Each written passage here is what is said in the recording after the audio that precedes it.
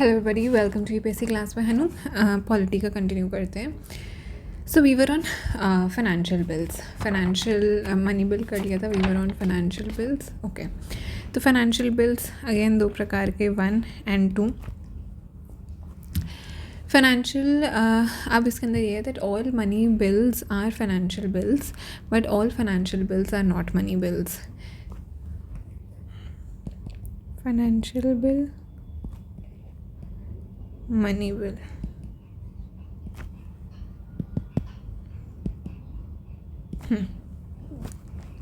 Financial bills में financial bill जो first type का है, तो इट इज़ अ बिल जिसके अंदर जो भी मैटर्स मनी बिल में है वो तो है ही, बट जनरल लेजिस्लेशन के भी और भी मैटर्स हो सकते हैं। मतलब कि सिर्फ बोरोइंग का एक बिल है जिसके अंदर एक बोरोइंग का क्लॉज हो सकता है, पर सिर्फ बोरोइंग से रिलेटेड ना हो। ये बुक में एग्जाम्पल भी दे रखा है। सो मनी बिल का जो कंटेंट है प्लस जनरल बातें भी अगर इसमें लिख रखी हैं। सो मनी बिल का कंटेंट प्लस बाकी जनरल बातें, तो इसके अंदर ये सिमिलर कैसे है, वही राज्यसभा में इंट्रोड्यूस ये नहीं हो सकता। प्रेसिडेंट का इसको असेंट चाहिएगा only on the recommendation of the president, sorry not assent, recommendation of the president, and they can only be introduced in the Lok Sabha, only in Lok Sabha. And बाकी सब केसेस में जो फाइनेंशियल बिल 1 है वो ऑर्डिनरी बिल जैसा ही चलता है। यानी कि तो दो केसेस में मनी बिल वाली बात आ गई, और ऑर्डिनरी बिल वाली क्या इसमें बातें आती हैं दैट राज्यसभा से वो अमेंड कर सकते हैं, उसको रिजेक्ट भी कर सकते हैं। या फिर अब इसके अंदर एक बात और है कि अगर वो अमेंडमेंट है that is other than reduction or abolition of a tax cannot be moved in the Rajya Sabha or in the Lok Sabha without the recommendation of the president। जैसे मतलब कि the recommendation of president is not required for moving an amendment making provision for the reduction or abolition of a tax। और अगर इसमें कोई disagreement हो जाता है between the two houses तो joint sitting का इसमें है कि जॉइंट सिटिंग हो सकती है। And when the bill is presented to the president can either give the assent और विद होल्ड द असेंट और रिटर्न द बिल। तो जो फाइनेंशियल बिल्स 1 है ये money bill plus ordinary bill वाली बात है। मनी बिल क्यों है? क्योंकि सिर्फ लोकसभा में हो सकता है और इसको प्रेसिडेंट का रिकमेंडेशन लगेगा। ऑर्डिनरी बिल क्यों है? क्योंकि इसके अंदर जो प्रेसिडेंट तो बाद में आएंगे, क्योंकि इसके अंदर एक ये है कि जॉइंट सिटिंग हो सकती है। फिर जो राज्यसभा है वो रिटर्न कर सकते हैं इस बिल को, रिजेक्ट भी कर सकते हैं, या रिटर्न मतलब वही अमेंड करके, अमेंड एंड देन रिटर्न कर सकते हैं। Then either they can rejected और दे कैन अमेंडेड। एंड उसके बाद अगर डिसएग्रीमेंट है और between the two houses over a bill तो जॉइंट सिटिंग हो सकती है। और जो प्रेसिडेंट हैं वो भी either they can give the assent, they can stop the assent, they can not give the assent, और they can withhold assent and return the bill for reconsideration of the house. तो ये हो गया financial bill 1। Financial bill 2, financial bill 2 contains provision जिसके अंदर आपको expenditure करना है किससे? कंसोलिडेटेड फंड ऑफ इंडिया से, but it does not include any of the matters mentioned in article 110। 110 कौन सा? Money bill. तो मनी बिल का मामला हटा दो और बाकी जो भी खर्चे होने कंसोलिडेटेड फंड ऑफ इंडिया से वो फाइनेंशियल बिल 2 में आते हैं। एंड तो प्लस ऑर्डिनरी बिल वाला सारा इसमें प्रोसेस चलेगा। मतलब वही रिटर्न कर सकती है, Rajya Sabha can amended, president can return है, वो जो ऑर्डिनरी प्रोसेस में होता है। The only special feature is कि it can not be pass by either house of the parliament until the president has recommended to that house the consideration of the bill. इसलिए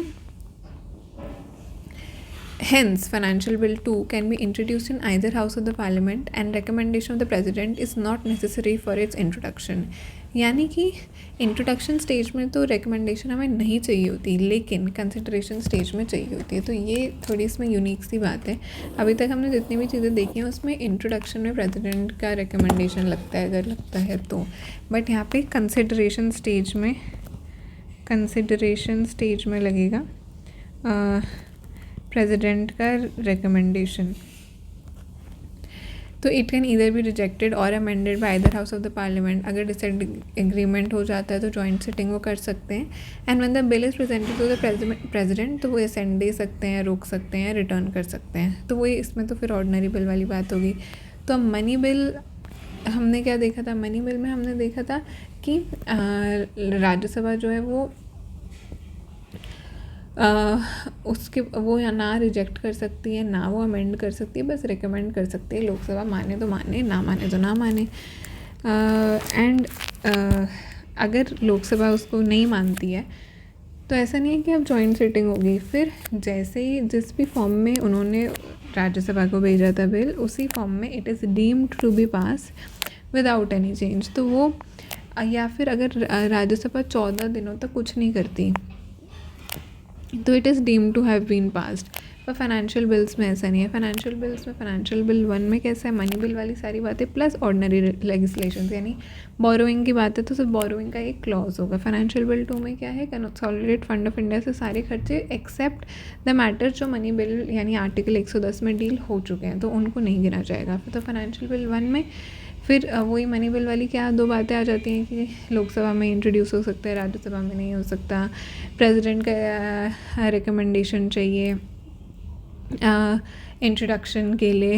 and बाकी के जो इसके process हैं वो ordinary bill जैसे हैं, जैसे कि डेडलॉक हो गया तो प्रेसिडेंट की जॉइंट सिटिंग बुला लेंगे। और तो ये बातें हो गई। फाइनेंशियल बिल 2 में क्या होता है, कंसोलिडेटेड वाली वो हमने बात कर ली, प्लस इसमें इंट्रोडक्शन स्टेज पे प्रेसिडेंट का हमें रिकमेंडेशन नहीं चाहिए, बट कंसिडरेशन स्टेज पे कंसिडर तभी करा जाएगा उस बिल को अगर प्रेसिडेंट ने कहा है उस हाउस को कि आप कंसिडर करो। इसमें भी अगर डिसएग्रीमेंट होता है तो जॉइंट सिटिंग हो सकती है। तो अगर हम जॉइंट सिटिंग की बात करें तो मनी बिल में हो सकती है क्या, no. Financial bill 1, financial bills में हो सकती है क्या, हाँ, 1 and 2 बोथ डेडलॉक सॉल्व करने के लिए। ओके अब तो जॉइंट सिटिंग से हम क्या समझे कि एक्स्ट्रा ऑर्डिनरी मशीनरी पावर है डेडलॉक हटाने के लिए। अब होता कब है जॉइंट सिटिंग। जॉइंट सिटिंग पहला केस कब होगी जॉइंट सिटिंग, रिजेक्ट कर दिया bill, rejected by other house, जहाँ इंट्रोड्यूस हुआ वहाँ पास हुआ। दूसरा case, houses have disagreed on recommendation, वही रिटर्न होकर आया और फिर रिकमेंडेशन नहीं मानी। Greater than 6 months have passed on ordinary bill, have elapsed from the date of receipt of the bill by the other house without the bill being passed by it, जो कि हमने ordinary bill में देखा भी था that it can be detained by Rajya Sabha for a maximum of 6 months। And जब वो 6 months के लिए डिटेन कर लेते हैं तो फिर उसके बाद जॉइंट सिटिंग की भी बात है। तो एक ये हो गया 6 months वाली बात। अब प्रेसिडेंट इन सब केसेस में जो है जॉइंट सिटिंग समन कर सकते हैं to meet for deliberation and voting on the bill. अब जो प्रोविज़न ऑफ जॉइंट सिटिंग है वो ऑर्डिनरी बिल्स या फाइनेंशियल बिल्स पर ही चलते हैं, मनी बिल्स या कॉन्स्टिट्यूशनल अमेंडमेंट बिल्स पर नहीं चलती है। तो जॉइंट सिटिंग ऑर्डिनरी बिल में हो सकती है, हाँ। फाइनेंशियल बिल्स में हो सकती है, हाँ, क्योंकि फाइनेंशियल बिल्स में भी हम क्या बोलते हैं कि लेजिस्लेटिव प्रोसीजर ऑर्डिनरी बिल का ही फॉलो होता है। क्या कॉन्स्टिट्यूशन अमेंडमेंट बिल में चलेगी, नो। क्या मनी बिल में चलेगी, नो। ठीक है, इन case of money bill Lok Sabha की तो ओवरराइडिंग पावर है ही, एंड कॉन्स्टिट्यूशनल अमेंडमेंट बिल में तो सेपरेटली पास का, वो हम अभी आगे देखते हैं, सेपरेटली पास करना पड़ेगा। Constitutional amendment act article 368 part 20 एक ही आर्टिकल है। फिर अभी हमने पढ़ा था स्टेट्स में आधे से ज़्यादा का legislation ratification by state legislatures अगर कोई फेडरल मैटर और वो सब आ रहे हैं। अब 6 महीने में जो जितने टाइम के लिए हाउस प्रोरोग रहा उसका कुछ नहीं करा जाता। If the bill has already lapsed due to dissolution of the Lok Sabha तो no joint sitting can be summoned. ये अभी हमने देखा था ना जब हम केसेस देख रहे थे लैप्स के, कि अगर जॉइंट सिटिंग की प्रेसिडेंट के लिए president notification before the dissolution कर रखा है तो बिल लैप्स नहीं होगा। पर if the bill has already lapse due to dissolution of the Lok Sabha, मतलब उससे पहले जॉइंट सिटिंग सम्मन नहीं करी गई थी तो फिर नहीं हो पाएगा। पर अगर लोकसभा उसके बाद डिज़ोल्व होती है और जॉइंट सिटिंग पहले सम्मन हो गई थी तो बिल विल नॉट लैप्स। तो प्रेसिडेंट अपनी इंटेंट बताते हैं to summon a joint sitting of the house and none of the houses can proceed further with the bill. तो वो फिर इकट्ठे ही उस पर बात होगी, जो होगी स्पीकर प्रिसाइड करते हैं, वो हमने देखा था स्पीकर के एब्सेंस में डेप्यूटी स्पीकर करते हैं, मतलब लोकसभा के ऊपर रहता है उनका हाथ। एंड अगर डेप्यूटी स्पीकर भी नहीं है फिर बात आती है deputy chairman of the Rajya Sabha, अगर वो भी नहीं है तो और किसी बंदे को जिसने अलॉट किया है by members of the joint sitting, जो अपॉइंट करते हैं वो करते हैं उस पर प्रिसाइड। क्या वाइस प्रेसिडेंट जॉइंट सिटिंग में आते हैं? No, vice president does not preside over a joint sitting. क्यों? ऐसा क्यों है कि वो जॉइंट सिटिंग में नहीं आ सकते? क्योंकि वो तो मेंबर ऑफ पार्लियामेंट है ही नहीं।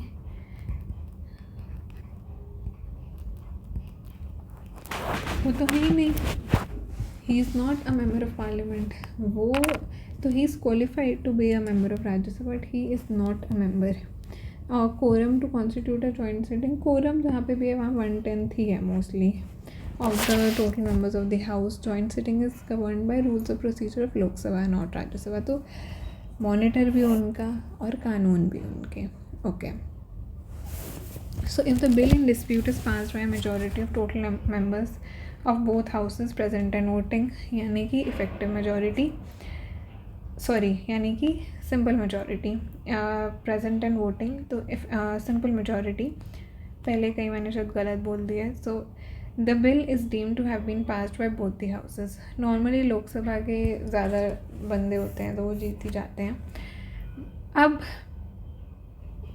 Constitution has specified that at a joint sitting, new amendments to the bill cannot be proposed except in two cases. जिस जैसा वो बिल है उसी पे ही बातचीत होगी, कोई नया क्लॉज है वो सब नहीं लाया जाएगा, एक्सेप्ट ऐसा लगे कि उन those amendments that have caused final disagreement between the house, या फिर वो एग्रीमेंट्स हैं जिनसे डिले हो रहा है, कुछ हो रहा है। तो ये थोड़ी बहुत ही टेक्निकल बात है। बेसिकली ये है कि वाइस प्रेसिडेंट चेयर नहीं करते हैं क्योंकि वो तो मेंबर ऑफ पार्लियामेंट है ही नहीं, तो वो कैसे चेयर कर लेंगे। एंड न्यू प्रपोजल्स उसमें जनरली आप नहीं कर सकते हो। ओके, अब बजट पे आ जाते हैं, बजट इन द पार्लियामेंट। तो बजट से रिलेटेड आर्टिकल कौन सा? आर्टिकल 12। आर्टिकल 110 किससे रिलेटेड है? मनी बिल से रिलेटेड है। आर्टिकल 112 किससे रिलेटेड है? बजट से रिलेटेड है। ओके, अब बजट को हम बोलते क्या हैं? बजट को हम बोलते हैं एनुअल फाइनेंशियल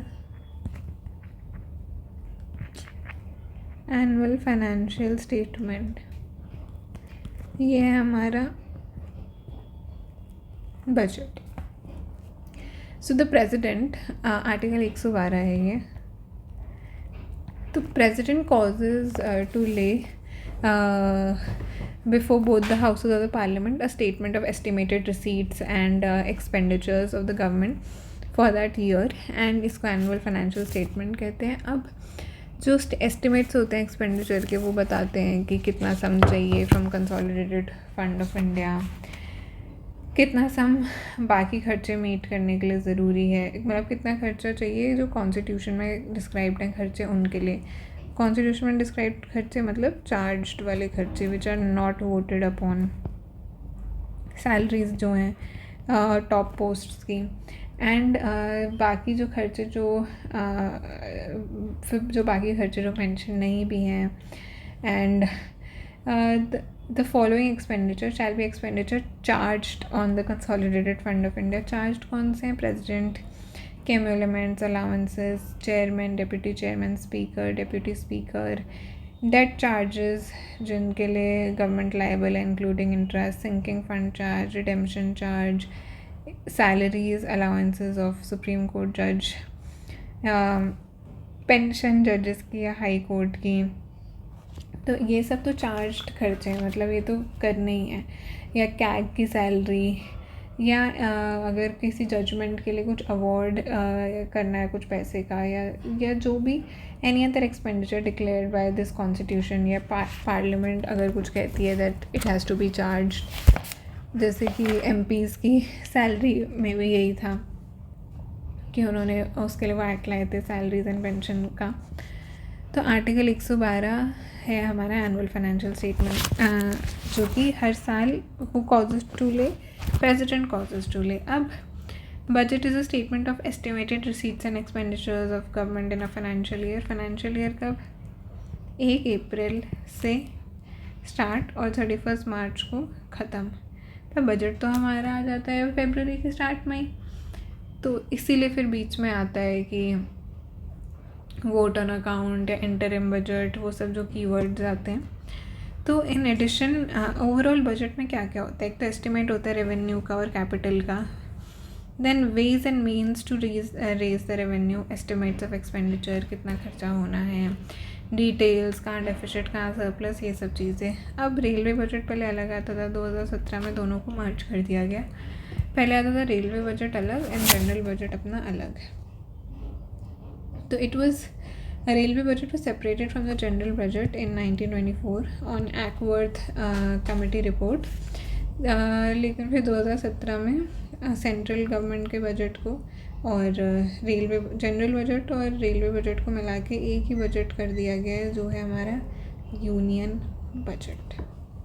अब कॉन्स्टिट्यूशनल प्रोविजंस की बात करते हैं। पहला तो हम कर चुके हैं कि प्रेसिडेंट शैल कॉज कि रिपोर्ट इज़ लेट। क्या सिर्फ लोकसभा में नहीं होती है? नहीं, it is in both houses, दोनों हाउसेस में रिपोर्ट की जाती है। लोकसभा में बस उसको पढ़ा जाता है, राज्यसभा में मान लिया जाता है दैट इट इज़ प्रेजेंटेड। अब no demand for a grant shall be made except on the recommendation of the president. यहाँ भी प्रेसिडेंट की पावर है। Demand for a grant, no money shall be withdrawn from the consolidated fund of India except appropriation as per law। अभी appropriation bill भी पास हुआ था, news में था। तो 114 आर्टिकल क्या कहता है कि after the grants made under article 14, article 113 have been made by the House of People, there shall be introduced a bill to provide the appropriation out of consolidated fund of India of all money required to meet the grant so made by House of People expenditure charged on consolidated fund of India, but it should not be exceeding जो parliament ने amount पहले show करा है वो सब।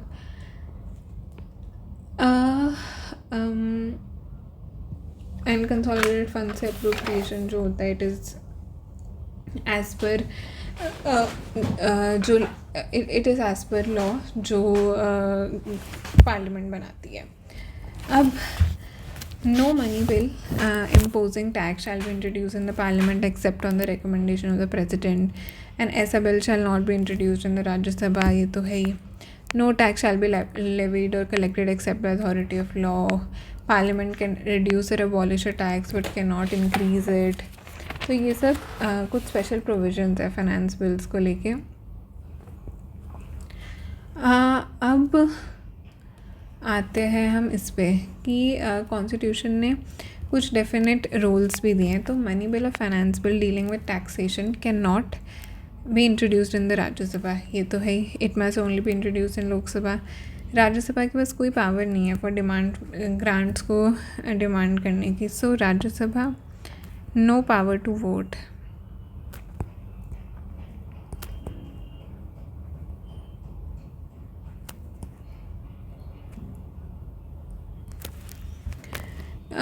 ये लोकसभा की exclusive privilege है। The Rajya Sabha should return the money bill within to the Lok Sabha with in 14 days. 14 days में कर दो वरना डीम टू बी पास है। अब जो एस्टिमेट्स होते हैं एक्सपेंडिचर के वो सेपरेटली उनको दिखाना चाहिए कि कितना चार्ज्ड है और कितना is being made from consolidated fund of India. Revenue account को अलग से बताना चाहिए। Expenditure charge on consolidated fund of India shall not be liable to be voted by the parliament. पर क्या वोट नहीं हो सकता, पर क्या डिस्कस भी नहीं हो सकता? डिस्कस तो हो सकता है। Now Lok Sabha can approve or refuse any demand or reduce the amount specified in the demand but cannot increase it. जितने की भी डिमांड रखते हैं बाकी सब डिपार्टमेंट्स या मिनिस्ट्रीज, उसको वो कम कर सकता है पर बढ़ा नहीं सकता.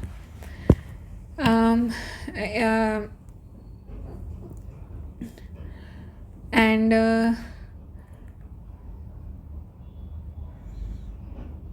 Lok Sabha can make any grant in advance in respect to the estimated expenditure for a part of financial year pending the completion of voting of demands for grants and enactment of the appropriation bill. Yes, यही बात होती है जिसे हम कहते हैं vote on account, कि जब तक वो सारी प्रोसीडिंग्स वोटिंग और ये सब नहीं हो जाता तो बीच के इंटरवेनिंग पीरियड के लिए एस्टिमेटेड खर्चे के हिसाब से एक वोट ऑन अकाउंट एक चीज़ होती है, उसको अप्रूव कर दिया जाता है. अब चार्ज एक्सपेंडिचर क्या होता है? तो जो हमारा एक्सपेंडिचर है ना बजट में, वो दो प्रकार का है. एक है चार्ज्ड और एक है made. Charged from CFI, made from CFI. तो जो चार्ज एक्सपेंडिचर होता है वो होता है non votable by the parliament and it can only be discussed while other type can be voted. Charge expenditure क्या? प्रेसिडेंट के emoluments, salaries of chairman, deputy chairman, speaker, deputy speaker, supreme court, high court की pension, salary, UPSC और इन सब members की, CAG की, date charges, sinking fund, ये सब हम देख चुके हैं. अब बजट के इनैक्टमेंट में बहुत सारी स्टेजेस आती हैं. सबसे पहले प्रेजेंटेशन ऑफ द बजट. तो बजट जनरली का प्रेजेंट होता है last working day of February हुआ करता था पहले, लेकिन अब से फर्स्ट डे ऑफ February ही कर दिया जाता है. सो 1 February को होता है हमारा बजट प्राइस. 2017 से 2017 में हमने बजट भी मर्ज किया, रेलवे और जनरल वाला. बजट को या तो can be presented to the house in 1 or 2 more parts, और जब when the presentation take place each part shall be dealt as if it were the budget. And जिस दिन बजट प्रेजेंट होता है उस दिन उस पर कोई डिस्कशन नहीं होती. So there is no discussion on the budget on the day which it's presented. Finance minister अपनी बजट स्पीच देती हैं and at the end of the speech in Lok Sabha the budget is laid before the Rajya Sabha which can only discuss it. ना उसके पास कोई vote करने की power है on the demand for grants. तो स्पीच देते हैं वो लोकसभा में, राज्यसभा में तो नहीं देते वो स्पीच. कभी देखा है? हमेशा लोकसभा में देते हैं. And then the budget is laid before the Rajya Sabha. Budget documents क्या क्या चीज़ें होती हैं जो कि प्रेजेंट करी जाती हैं और एज़ पर व्हाट एक्ट करी जाती है. तो इसके अंदर से एक एक्ट आता है FRBM एक्ट, यानी fiscal responsibility and budget management act. Fiscal responsibility and budget management act 2003. तो वो बोलता है कि जिसमें ये बोला गया है कि सेंट्रल गवर्नमेंट को फिस्कल हाइजीन मेंटेन करना चाहिए. फिस्कल रिस्पॉन्सिबिलिटी ऐसे नहीं कि आप you can not print new currency fiscal deficit को फाइनेंस करने के लिए, और ये सब इसमें बातें आती हैं. अब तो बजट के साथ साथ क्या क्या चीज़ें प्रेजेंट होती है? बजट की स्पीच होती है, एनुअल फाइनेंशियल स्टेटमेंट होती है. तो दो हमें पता है, डिमांड फॉर ग्रांट्स होते हैं. ठीक है. अब FRBM एक्ट के तहत कौन सी चीज़ें मैंडेटरी हैं? Macro economic framework statement, fiscal policy strategy statement, medium term fiscal policy statement. तो macro economic framework statement, fiscal policy strategy statement and medium term fiscal policy statement. Expenditure budget, revenue budget, expenditure budget, receipts budget, expenditure profile, memorandum explaining the provisions in the finance bill, budget at a glance, outcome budget, key features of the budget, implementation of previous budget announcements, key to budget documents. क्योंकि इतनी की तो ज़रूरी है क्योंकि इतने बड़े document में a lot of abbreviations are used. तो earlier इकोनॉमिक सर्वे भी साथ आता था, पर अब अलग से उसको प्रेजेंट करते हैं 1 day or a few days before the presentation of the budget. And who prepares it? Finance ministry के अंदर ही आता है डिपार्टमेंट ऑफ इकोनॉमिक अफेयर्स. तो department of economic affairs ministry of finance, budget भी जो है वो बजट डिवीज़न प्रिपेयर करता है फाइनेंस मिनिस्ट्री का। अब इसमें दो बातें हैं, फाइनेंस का ये जो फाइनेंस इकनॉमिक सर्वे होता है ये 1 साल पीछे चलता है, बिकॉज ये बताता है कि क्या हो चुका है, तो इसलिए 25-26 का है इकनॉमिक सर्वे। मेरा बजट 1 साल आगे चलता है क्योंकि हम आगे का देख कर चल रहे हैं, तो वो होता है 1 साल आगे, यानी कि 26-27 का बजट है हमारा, ठीक है। तो macro economic statement, fiscal policy strategy statement, medium term fiscal policy statement, ये सब चीज़ें आती हैं बजट के साथ जो प्लेस करी जाती है। अब जनरल डिस्कशन पे बात करते हैं। सो general discussion on budget begins few days after is presentation. ऐसे उस दिन तो डिस्कशन नहीं होती, दोनों हाउसेस में होती है, कुछ दिन के लिए रहती है। Now during the stage Lok Sabha जो है वो बजट का एज अ होल या पार्ट्स में कर सकती है, पर no cut motion can be moved nor can the budget be submitted to the vote of the house and finance minister has a general right of reply। अब जो departmental committees हैं वो भी स्क्रूटनाइज करती हैं, तो पहले तो कुछ समय बाद 3-4 दिन की डिस्कशन होते हैं। अब houses are adjourn for about 3 to 4 weeks। अब इसमें जितनी भी हमारी स्टैंडिंग कमिटीज़ हैं 24, वो पार्लियामेंट की इस पे एग्ज़ामिन करती हैं, रिपोर्ट बनाती हैं, सब कुछ करती हैं, and then they are submitted to the house for consideration. फिर आता है वोटिंग और डिमांड फॉर ग्रांट्स। तो जब ये रिपोर्ट्स आ जाती हैं फिर लोकसभा लेती है डिमांड फॉर ग्रांट्स के ऊपर वोटिंग का हिसाब किताब, क्योंकि अब तो पूरे उस पर स्क्रूटनी कर चुके हैं। So a demand becomes a grant after it has been duly voted upon. Demand, vote, grant. अब पहली the voting of demand for grant is exclusive privilege of लोक सभा एंड राज्यसभा कुछ नहीं कर सकती उस पर। Second, voting is confined to the votable part of the budget, यानी कि votable part of the budget क्या है, expenditure made from CFI, not charge on CFI।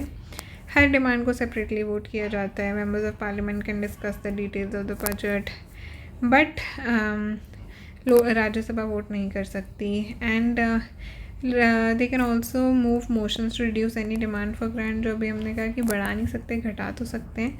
तो जब आपको घटाना है तो आते हैं cut motions. They reduce demand for grant को ये कट मोशंस रिड्यूस करते हैं, यानी कि पॉलिसी कट मोशन वो बोलता है कि disapproval of the policy underlying the demand and the demand जो अमाउंट है it has been reduce to 1 rupee. अब इकनॉमी कट मोशन होता है कि जितना अमाउंट आप मांग रहे हैं it has to be reduce. फिर एक टोकन कट मोशन होता है, उसके अंदर amount has to be reduce by 100 rupees and then cut motion में भी वो है कि इट विल बी एडमिसिबल अगर वो एक डिमांड से रिलेटेड है, उसमें क्लियरली एक्सप्रेस्ड है। It should not be confined to one specific, it should be confined to one specific matter. अब ये सब चीज़ें किससे मिल रही हैं, एडजॉर्नमेंट मोशन से मिल रही हैं। It should not relate to a matter that's under court, question of privilege और ये सब चीज़ें नहीं होनी चाहिए। फिर इसके बाद आता है, अब हम पर ये जितने भी कट मोशंस है ये सिर्फ इनका यूटिलिटी इतना है नहीं इन प्रैक्टिकल लाइफ। एंड में क्या होता है, जब डिस्कशन का जितना टाइम अलॉट हुआ अगर वो ख़त्म होने को है तो फिर कौन सा मोशन आ जाएगा, फिर आ जाएगा गिलोटिन। वो सब एक साथ करके they are just put to vote. अब अप्रोप्रिएशन बिल की बात करते हैं। तो अप्रोप्रिएशन बिल क्या होता है, अब ये अप्रोप्रिएशन बिल 2026 पास हुआ था। वो बोलता है जैसे कॉन्स्टिट्यूशन में भी लिखा है that no amount can be withdrawn from consolidated fund of India with the except under appropriation made by law. तो इसका मतलब ये है कि ग्रांट पहले वोट कर दिया, इसका मतलब ये नहीं कि पैसा आप निकाल ही लोगे, नहीं, उसके लिए अब एक बिल पास किया जाएगा जो कि अप्रोप्रिएशन बिल होता है। And it is provided for appropriation of money out of consolidated fund of India. तो एक तो जो भी ग्रांट्स दिए हैं लोकसभा ने वो, और जो भी चार्ज्ड है खर्चा वो। इन दोनों चीज़ के लिए अप्रोप्रिएशन बिल निकाला जाता है। एंड अब अप्रोप्रिएशन बिल तब बनता है जब सारी वोटिंग वगैरह हो जाती है, और ये सारा प्रोसेस होते होते अप्रैल का अंत आ जाता है। इस बार तो थोड़ा जल्दी हो गया, बट गवर्नमेंट को बीच का अपना काम कराने के लिए पैसे तो चाहिए ना, तो इसीलिए जनरल डिस्कशन है वो 3-4 दिन की बजट की डिस्कशन ख़त्म हो जाती है, तो एक वोट ऑन अकाउंट पास होता है which is 1/6 of the budget. ये 2 महीने का करीबन लेकर चलते हैं of the total estimation. And ये दिस इज़ पास्ड एंड ताकि वो तब तक का खर्चा लेकर चल सकें। जब इलेक्शन ईयर होता है तो इसका थोड़ा ज़्यादा अमाउंट सैंक्शन होता है, क्योंकि 3-4 महीने का हिसाब किताब लेके चलना होता है।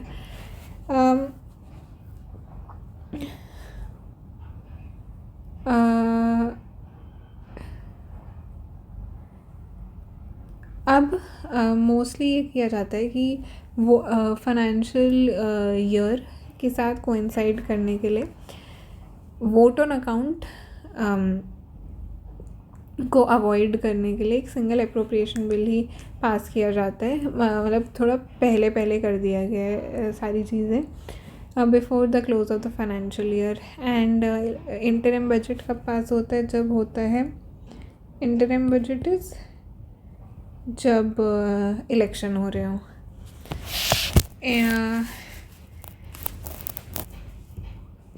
So, जब in the year in which general elections to Lok Sabha are to be held, interim budget is presented to the Parliament. After general elections are over and assumption of office by the new government, जो regular budget है वो present कर दिया जाता है Parliament on the date as decided by the new government.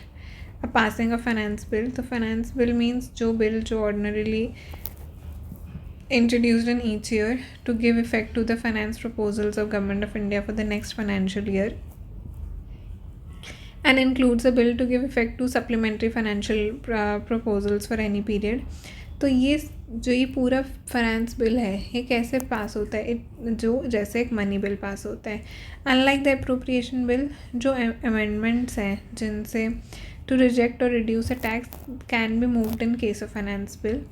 And इस stage में members can discuss matters जो भी उनकी ग्रीवेंसेस हैं विद गवर्नमेंट वगैरह वगैरह। So according to provisional collection of taxes act of 1931, finance bill must be enacted यानी कि passed and assented by the president within 75 days.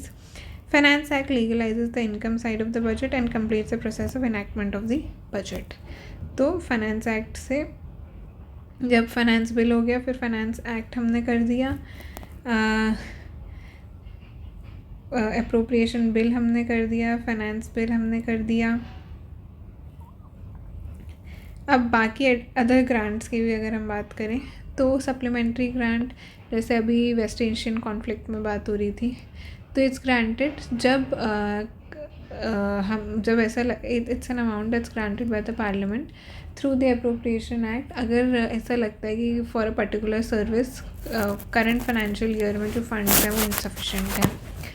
Additional grant, अगर कोई नीड आ जाती है during current financial years for additional expenditure जो पहले से contemplate नहीं करी गई थी। एक्सेस ग्रांट, जब लगता है कि when money has been spent on any service during a financial year in excess of the amount granted for that service in the budget for that year, it's voted by the Lok Sabha after the financial year.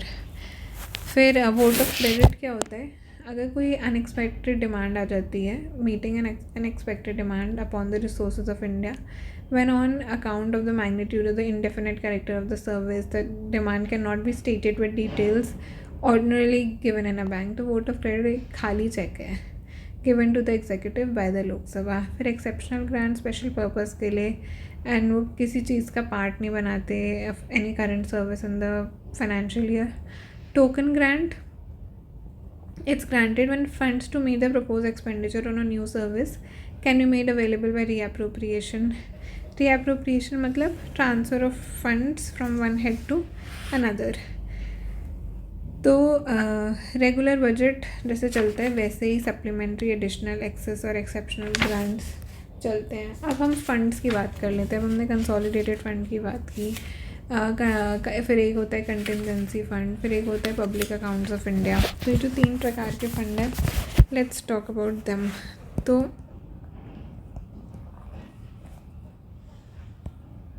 Consolidated contingency and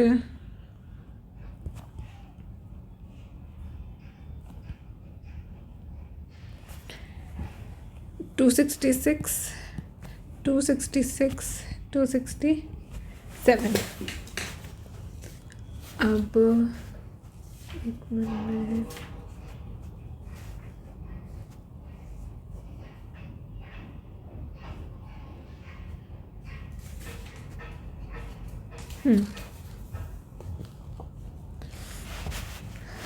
किस part में आते हैं? Part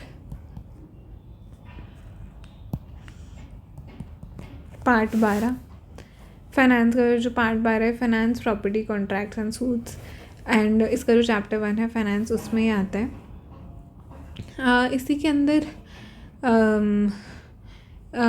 264 article आ जाता है जो बोलता है that finance in this part finance commission means a finance commission constituted under article 280। तो 280 से जो कॉन्स्टिट्यूट होता है एंड उसी की बातें इसमें हो रही हैं। खैर, आर्टिकल 266 पे आते हैं सीधा, जो बात करता है consolidated fund and contingency fund के बारे में। तो consolidated fund of India, a fund to जिसमें सारी receipts are credited, payments are debited, जितने भी रेवेन्यू गवर्नमेंट को मिलते हैं, जितने भी लोन्स रेज होते हैं, treasury bills, ways and means of advances, जितना भी money government, all money received by the government in repayment of loans, ये जितनी भी सब टोटल चीज़ें हैं ना, ये कंसोलिडेटेड फंड में आती हैं। All legally authorise payments on behalf of government of India, वो सब इससे होती हैं। And no money out of this can be appropriated except in accordance with parliamentary law, यानी कि अप्रोप्रिएशन का बिल। फिर हम आते हैं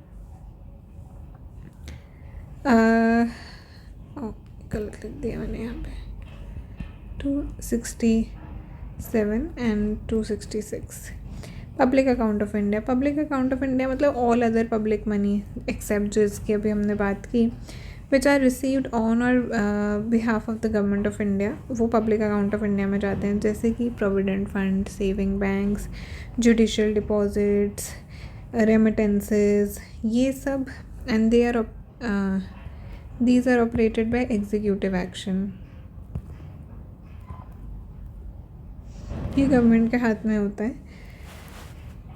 तो this is executive action and payments are made from this account without, they can be made without parliamentary appropriation. ये mostly ये वो होती हैं banking transactions, can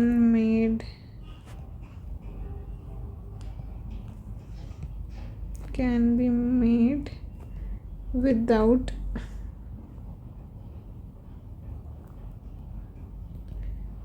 parliamentary appropriation। अब हम आते हैं कंटिजेंसी फंड ऑफ इंडिया पे, जो कि आर्टिकल 267। तो कंटिजेंसी फंड ऑफ इंडिया क्या बोलता है कि parliament authorize the parliament to establish a contingency fund of India into which amounts determined by the law are paid from time to time। अगर कोई परेशानी आ जाती है, इसके लिए contingency fund of India act है 1950 का। This fund is at the disposal of the president and he or she can make advances to meet unforeseen expenditure pending its authorization by parliament। The fund is held by the finance secretary on behalf of the president। Like the public account, it is also operated by executive action, क्योंकि authorise तो parliament ही कर रहा है। तो क्या क्या आता है हमारे पास, जो तो कंसोलिडेटेड वाला जो है उसमें है कि पार्लियामेंट्री लॉ होगा, एंड ये सिर्फ कंसोलिडेटेड फंड ऑफ इंडिया नहीं है, ये स्टेट के लिए भी हो सकते हैं। गवर्नमेंट ऑफ स्टेट जिसको जो भी रेवेन्यूज़ है, लोन्स ये सब मिलते हैं, तो वो consolidated fund of the state हो जाएगा। एंड इन सब चीज़ों के लिए no amount from the consolidated fund of India या state can be appropriated except in accordance with law, या फिर जो भी मतलब अप्रोप्रिएशन के लिए आपको एक लॉ पास करना पड़ेगा। तो कंसोलिडेट CFI या CFS, ये भी पब्लिक अकाउंट्स ऑफ इंडिया या ऑफ स्टेट, इसमें भी ऑफ स्टेट हो सकता है। तो यहाँ पर गवर्नर आ जाते हैं, पर वही लेजिस्लेचर को pending authorisation from the legislature. Finance secretary उसको होल्ड करते हैं। पब्लिक अकाउंट में बैंकिंग की चीज़ें आ जाती हैं। ठीक है, तो ये 3 टाइप के हो गए हमारे अकाउंट। कंसोलिडेटेड फंड जितनी भी हमने कमाई करी, जो भी लोन रेज कर रहे हैं, treasury, everything. Public accounts banking की जितनी भी हमारी बातें हैं, जैसे डिपॉजिट्स हो गई, PF का, ये सब बातें। कंटिजेंसी वही कॉन्स्टिट्यूशन ऑथराइजेज दी पार्लियामेंट कि वो एक ऐसा फंड मेंटेन करें जिससे कि in the nature of an जिसके अंदर अगर कोई अनफोर्सिन सिचुएशन आ जाए, सो दिस फंड जो कि प्रेसिडेंट के डिस्पोजल पे है, वो एडवांसेस कर पाएँ उसमें से to meet unforeseen expenditure pending authorisation of such expenditure by the parliament. ठीक है, तो ये हो गए 3 प्रकार के। अब multi functional role of the parliament पे आते हैं। तो पार्लियामेंट के क्या क्या रोल्स हैं? लेजिस्लेटिव पावर्स एंड फंक्शन, जिसमें आ जाएंगी वो जो 3 लिस्ट हैं हमारी, यूनियन लिस्ट, कॉन्करेंट लिस्ट और स्टेट लिस्ट। तो जो यूनियन लिस्ट में 98 सब्जेक्ट्स, ये सब हैं किस में? ये सब है 7th शेड्यूल में। कॉन्करेंट लिस्ट जिसमें कि पार्लियामेंट के पास ओवरराइडिंग पावर्स हैं। पार्लियामेंट स्टेट पे भी लॉ बना सकता है, कब? जब राज्यसभा में 2/3 ऑफ प्रेजेंट एंड वोटिंग ये कह दें कि ऐसा बनाना ज़रूरी है। Then constitution empowers the parliament to make laws on subjects enumerated in state list under the following 5 abnormal circumstances. पहले तो वही राज्यसभा कह दें, या फिर जब नेशनल इमरजेंसी लगी हुई है तब, या फिर जब कोई 2 और मोर स्टेट्स आज तक सेंटर के आप लॉ बनाएं, या कोई इंटरनेशनल एग्रीमेंट को आपको इफेक्ट देना है, या जो प्रेसिडेंट रूल लगा हुआ है। All ordinances issued by president must during the recess of the parliament must be approved by the parliament within 6 months. Parliament makes laws in a skeleton form and it authorizes the executive to make detailed rules. इसको delegated legislation भी बोला जाता है। फिर executive powers क्या हैं? Executive powers ये हैं कि एग्जीक्यूटिव हमारे हैं responsible to the parliament for its policies and act. फिर क्या पॉलिसी टूल्स हैं हमारे पास क्वेश्चन आर है, हमारे पास 0 आर है, हमारे पास half an hour discussion, calling motion, adjournment motion, ये सब चीज़ें हैं। Ministers are collectively responsible to the parliament in general and Lok Sabha in particular. फिर इंडिविजुअल रिस्पॉन्सिबिलिटी है एक हर मिनिस्टर की, ओवर जनरल रिस्पॉन्सिबिलिटी है सबकी। लोकसभा जो है वो लैक ऑफ कॉन्फिडेंस शो कर सकती है इन द गवर्नमेंट अगर मोशन ऑफ थैंक्स पास ना हो पाए, मनी बिल पास ना हो पाए, मतलब रिजेक्टिंग अ मनी बिल, या फिर सेंसर मोशन या adjournment motion bye passing a censure motion on adjournment motion, या फिर डिफीट हो जाए गवर्नमेंट का ऑन अ वाइटल इशू, या बाय पासिंग अ कट मोशन। तो ऐसी कुछ चीज़ें हैं यहाँ पे वो लैक ऑफ कॉन्फिडेंस शो कर सकते हैं। फाइनेंशियल पावर्स में भी हमने देखा कि no tax can be levied और collected and no expenditure can be incurred by the executive except जब तक पार्लियामेंट का अप्रूवल नहीं आता। तो एक तो बजटरी कंट्रोल है, फिर पोस्ट बजटरी कंट्रोल है। Budgetary control that is control before appropriation of grants through enactment of the budget. Post budgetary control is appropriation of grants through 3 financial committees. तो जो कमिटीज़ स्क्रूटनाइज करती हैं उसमें भी इसका पार्लियामेंट का बहुत रोल रहता है। अब budget is based on the principle of annuality, यानी कि पार्लियामेंट ने कुछ पैसा दिया तुमको, वो एक फाइनेंशियल ईयर के लिए है, खर्च कर दिया तो ठीक है, वरना बैलेंस एक्सपायर होगा और पैसा वापस आ जाएगा कंसोलिडेटेड फंड ऑफ इंडिया में। इसको रूल ऑफ लैप्स बोलते हैं। That is why March rush एक चीज़ होती है कि जैसे जैसे फाइनेंशियल ईयर एंड होता है बहुत ज़्यादा लोग खर्चा करने लगते हैं, ये जो भी डिपार्टमेंट्स हैं, बिकॉज वो फिर पैसा लैप्स हो जाएगा. So it facilitates effective financial control by the parliament as no reserve funds can be built without its authorisation. अब कॉन्स्टिट्यूएंट पावर एंड फंक्शंस पे आ जाते हैं. तो अभी हमने देखा कि पार्लियामेंट अगर जब हम कॉन्स्टिट्यूशन को अमेंड करने की बात करें तो जो measure the parliament is wasted with the power कि वो बाय वेरिएशन, एडिशन, रिपील किसी को अमेंड कर सकता है कॉन्स्टिट्यूशन के कोई प्रोविजन को. Major part of the constitution can be amended with special majority, जो हमने बात करी थी, that is majority of total membership of the house and 2/3 of the members present and voting. कुछ और हैं जिनमें the states some other provisions by the constitution can be amended by the parliament with simple majority. That's majority of the जितने भी लोग हैं, और उनमें से कुछ हैं that can be amended by the parliament जिसके अंदर states का भी legislatures, जो हमने कहा state legislatures का भी ratification लगता है. पर ये जो power है ना initiate करने की process से, वो पार्लियामेंट के हाथों, exclusive in the hands of parliament and not state legislature.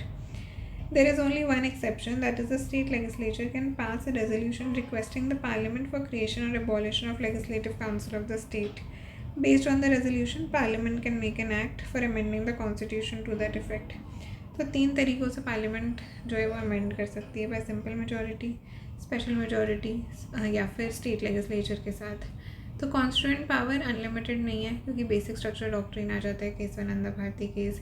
Judicial powers and functions, हाँ, impeachment of the president, supreme court के जज के लिए, it can remove vice president, removal of जजेस of supreme court, high court, CAG, CEC, SEC, and it can punish the members और outsiders for breach और privilege. फिर electoral power की बात करें तो Parliament participates in election of the president and elects the vice president. Lok Sabha खुद ही अपने में स्पीकर, डिप्यूटी स्पीकर करते हैं, राज्यसभा अपने डिप्यूटी चेयरमैन करते हैं. Plus parliament is authorise to make laws for election of other post, जैसे कि vice presidential and vice presidential elections act, people of representation of people's act, representation of people act 1951 and 50 दोनों. और क्या है, सबसे बड़ी डेलिब्रेटिव बॉडी है, तीनों टाइप की इमरजेंसीज को अप्रूव करती है, स्टेट लेजिस्लेटिव काउंसिल्स को क्रिएट या अबॉलिश कर सकती है on the recommendation of state legislative assemblies, increase या डिक्रीज कर सकती है एरिया को, boundaries and change the name of the states, can regulate the jurisdiction and organisation of supreme court, and can establish a common high court for 2 or more states. तो ऐसी कुछ powers हैं parliament के पास. अब हम बात करते हैं पोजीशन ऑफ राज्यसभा. राज्यसभा की पोजीशन कब कब बराबर है लोकसभा से और कब कब कम है और कब कब ज़्यादा है. ज़्यादा तो बहुत कम केसेस में है. तो राज्यसभा की position as compare to Lok Sabha कब इक्वल है, जब कोई ऑर्डिनरी बिल है तो इक्वल है, कॉन्स्टिट्यूशनल अमेंडमेंट बिल में इक्वल है, financial bills involving expenditure from consolidated fund of India तो इक्वल है, election and impeachment of president तो इक्वल है, वाइस प्रेसिडेंट तो इक्वल है. पर Rajya Sabha alone can initiate the removal, क्योंकि उन्हीं के यहाँ के मॉनिटर है ना वो वाइस प्रेसिडेंट जी. तो वो हमने देखा था कि जब उनको रिमूव करना है तो राज्यसभा में इफेक्टिव मेजॉरिटी लगती है, पर जब उसको अग्री करना है तो लोकसभा में सिंपल मेजॉरिटी लगती है. Then making recommendation to the president for removal of chief justice and जजेस of supreme court and high court, chief election commissioner, CAG, इन सब में इक्वल है. अप्रूवल ऑफ ऑर्डिनेंसेस में इक्वल है. Proclamation of all 3 types of emergencies वो equal है. Selection of ministers including prime minister, तो जो ministers including prime ministers can be member of either house, पर इरिस्पेक्टिव ऑफ द मेंबरशिप कहीं की भी हों वो रिस्पॉन्सिबल तो लोकसभा को ही होते हैं. Then consideration of consideration of reports of constitutional bodies जैसे finance commission, state union public service commission, CAG वगैरह, ज्यूरिसडिक्शन सुप्रीम कोर्ट का बड़ा करना है, यूपीएससी का। तो इन सब चीज़ों में लोकसभा का इक्वल स्टेटस है राज्यसभा से, लेकिन अनइक्वल कहाँ है? कब कहाँ राज्यसभा पीछे रह जाती है? राज्यसभा पीछे रह जाती है जहाँ पर एक money bill can be introduced only in the Lok Sabha, not in the Rajya Sabha. Rajya Sabha money bill को अमेंड नहीं कर सकती, ना ही वो रिजेक्ट कर सकती है, 14 दिन में लौटा सकती है, वो भी रिकमेंडेशन के साथ। लोकसभा माने तो माने, वरना ना माने। लोकसभा हाँ ये ठीक है। फिर एक financial bill not containing solely the matters of article 110 can be introduce only in Lok Sabha and not in Rajya Sabha, ठीक है। बट विद रिगार्ड्स टू इस पैसेज हाउसेज, दोनों हाउसेज के पास सेम पावर है। तो वही फाइनेंशियल बिल है जिसके अंदर मनी बिल के साथ साथ बाकी मामले भी हैं, फाइनेंशियल बिल 1, तो वो भी लोकसभा में ही इंट्रोड्यूस हो सकता है। फिर जो फाइनल पावर होती है to decide a money bill, वो स्पीकर के पास है। जॉइंट सिटिंग में स्पीकर बैठते हैं। अगर जॉइंट सिटिंग होती भी है तो मोस्टली लोकसभा का जो व्यू होता है वही माना जाता है, because they are greater in number. Rajya Sabha budget पे वोट नहीं कर सकता, बस डिस्कस कर सकता है। राज्यसभा कोई ग्रांट पे भी वोट नहीं कर सकता, मतलब वही कोई ग्रांट नहीं दे सकता। डिसकंटिन्यूएशन ऑफ इमरजेंसी वो लोकसभा में ही हो सकती है and not by the Rajya Sabha. The Rajya Sabha can not remove the council of ministers by passing a no confidence motion, क्योंकि काउंसिल ऑफ मिनिस्टर रिस्पॉन्सिबल ही लोकसभा को है। अब special powers of the Rajya Sabha. अब राज्यसभा के पास भी तो कुछ एक्स्ट्रा पावर होनी चाहिए ना, क्या थी वो? ऑल इंडिया सर्विस, एक तो ये 4 एक्सक्लूसिव पावर्स हैं इसके पास। पहला, ऑथराइज करती है पार्लियामेंट को to make a law on subject enumerated in the state list. All India services के क्रिएशन पे वो बोल सकती है। It can alone initiate a move for removal of the vice president. In other words, a resolution for removal of vice president can be introduced only in Rajya Sabha and not in Lok Sabha. अगर proclamation issue कर दिया गया है bye the president for imposing national emergency या president rule या financial emergency at a time जब Lok Sabha dissolve हो चुकी है, और तो लोकसभा या तो डिज़ोल्व हो चुकी है, और the dissolution of Lok Sabha takes place within the period allowed for its approval, तो जो proclamation can remain effective even if it's approved only by the Rajya Sabha.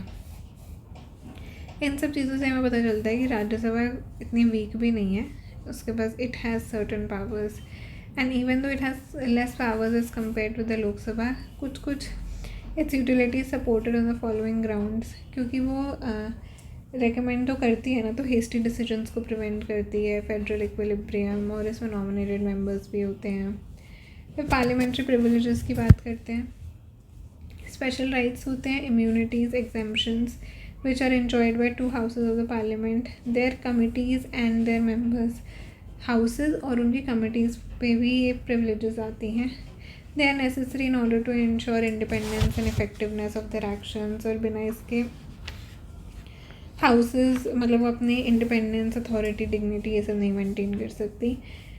And ये प्रिविलेजेस उनको भी एक्सटेंड होती हैं who are entitled to speak and take part in proceedings of a house of a parliament और its committees. Take part in proceedings कौन? Attorney general of India and the union ministers. तो it must be clarified that the parliamentary privileges do not extend to the president, क्योंकि वो किसी house के member नहीं होते, who is but they are an integral part of the parliament. अब 2 type की privileges हैं, एक that they are enjoyed by each house of the parliament collectively, एक इंडिविजुअली। कलेक्टिव प्रिविलेजेस क्या हैं? Right to publish its reports, proceedings, right to prohibit others from publishing the same, freedom of press है, बस secret sitting में applicable नहीं होता। It can exclude strangers from its proceedings, can make rules to regulate its own procedure, conduct its own business, punish members as well as outsiders for breach of its privilege or contempt by reprimand, imprisonment, suspension, ये सब चीज़ें कर सकते हैं वो. It has the right to receive immediate information of arrest, detention. It can inquire, institute inquiries in attendance. Courts are prohibited, वो उनके proceedings में नहीं कर सकते. No person, either member or an outsider, can be arrested, and no legal process, civil or criminal, can be served within the precincts of the house without the permission of the. जब तक तुम उस fort के अंदर हो तब तक तुम बचे रहोगे, चाहे तुम मेंबर हो नहीं हो.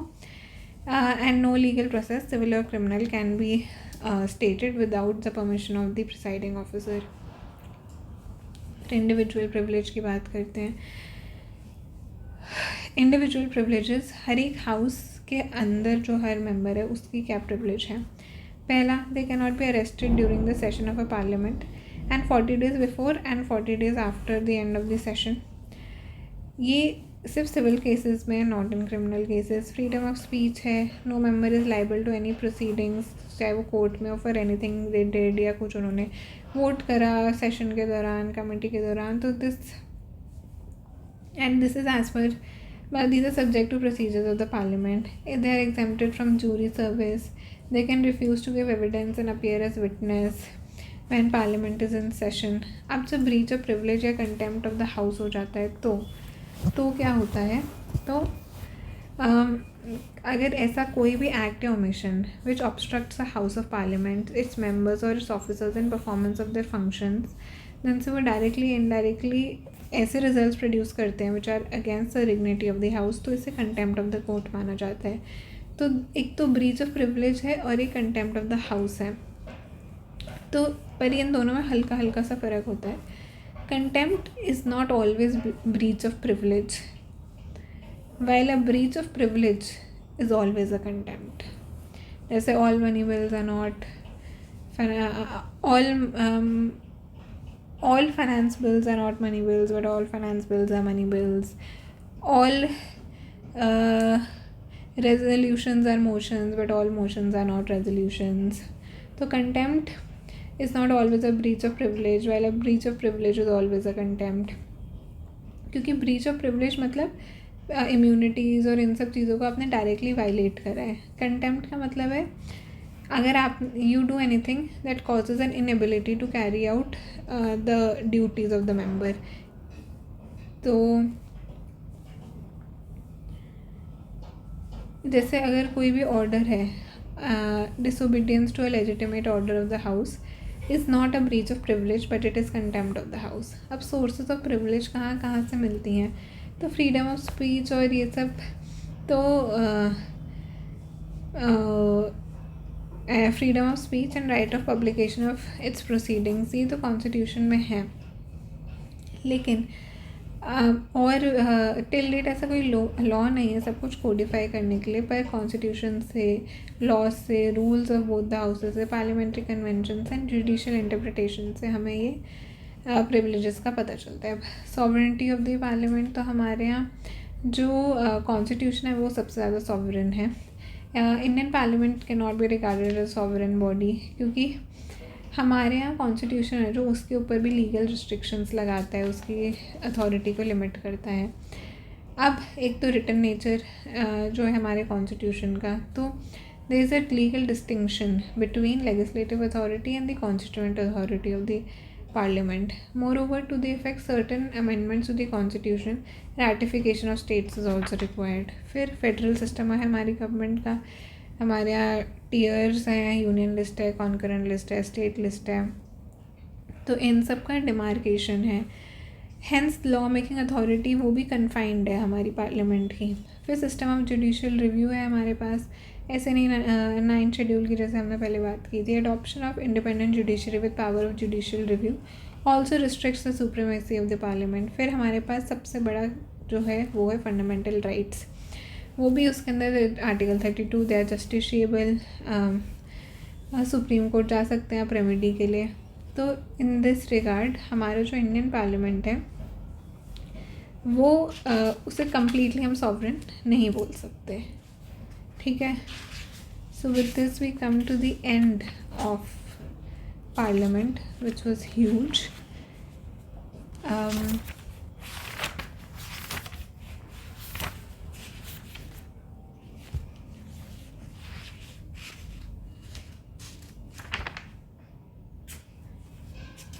Okay that's it.